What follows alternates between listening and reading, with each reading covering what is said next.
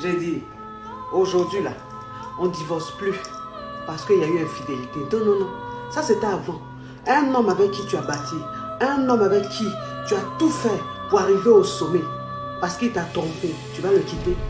Tu vas demander le divorce pour qu'une autre vienne profiter de ce bonheur-là. Ça c'est fini ça. C'était avant. Ma chérie, tu restes dans ton foyer. Arrivé à un certain moment, quand tu es dans ton foyer là, il ne faut plus aimer avec ton cœur. Aime avec ton cerveau.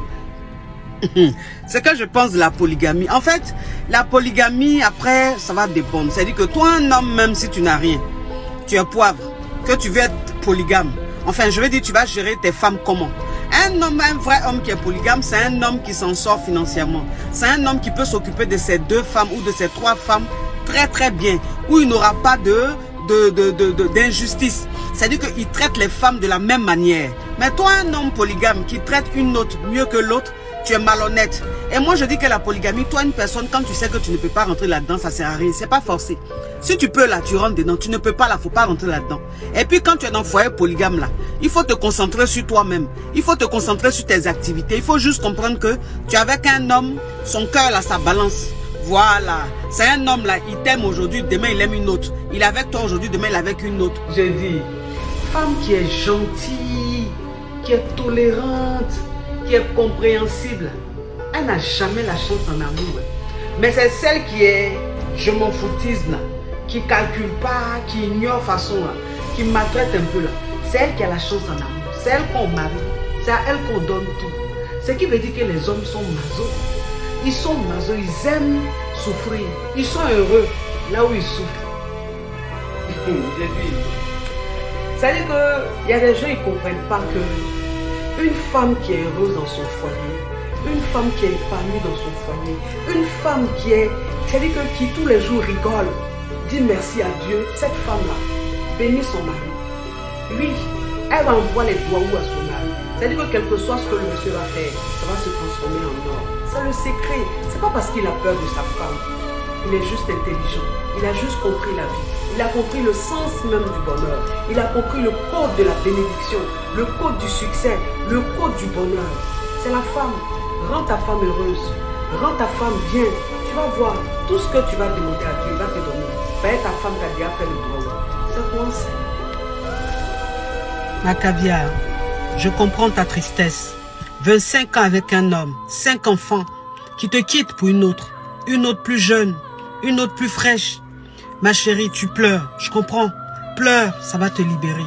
Mais il faut que tu comprennes que tout ce que Dieu fait est bon. De toute façon, tu ne pouvais pas rester là-dedans puisque il était en train de te mentir. Tu étais en train de te mentir. 5 enfants, c'est beaucoup, mais c'est rien. Tu peux te relever. Tu peux reprendre goût à la vie. Tu peux encore te reconstruire. Lève-toi, arrête de pleurer. Il ne mérite pas tes pleurs. C'est un con, c'est un salaud. Regarde tes enfants, concentre-toi sur tes activités. Reprends-toi, entretiens-toi. Ma chérie, tu vas rencontrer quelqu'un d'autre. C'est pas encore fini. Je dis ma chérie, ton gars dit quoi? D'aller habiter chez lui. Mais il ne veut pas aller connaître tes parents. Il ne veut pas aller se présenter. Bon, je dis pourquoi? Pourquoi tu vas te lever à aller habiter chez un homme qui n'a même pas envie d'aller connaître tes parents? Qui n'a même pas envie d'aller chez tes parents? Pourquoi? C'est-à-dire que arrêtez de vous vendre moins cher. Vous vendez moins cher. Vous vendez à crédit. Vous vendez en tontine. C'est-à-dire que vous, on fait tontine sur vous. On vous utilise à crédit. Pourquoi? Un homme même pour qui tu fais ça, un homme même pour qui tu te permets de faire ça, cet homme-là, demain, il va te jeter. Je dis, quand femme dit je suis fatiguée, je ne peux plus supporter, ça veut dire qu'elle a trop supporté. Ça veut dire qu'elle a trop accepté, elle a trop subi. Parce que la femme, elle protège son couple. La femme, elle protège son homme. La femme, elle couvre son foyer. Elle cache beaucoup de réalités. La femme peut être en train de souffrir dans son couple et rigoler dehors. La femme peut être en train de subir dans son couple et bien parler de son homme. Et donc quand elle dit je suis fatiguée, je ne peux plus supporter, c'est qu'il y a eu de trop. Il y a eu trop d'humiliation. Il y a eu trop de frustration. Et là, elle arrive en saturation. Et quand c'est comme ça, elle part. Je dis, femme, ça dit quand elle est avec toi, qu'elle te parle toujours engagement, elle te demande quand est-ce que tu vas t'engager, quand est-ce que vous allez passer à une autre étape. Toi, l'homme, ça t'énerve. C'est-à-dire que tu l'envoies balader. Tu lui parles très mal. Tu penses que c'est parce qu'elle ne peut pas trouver mieux.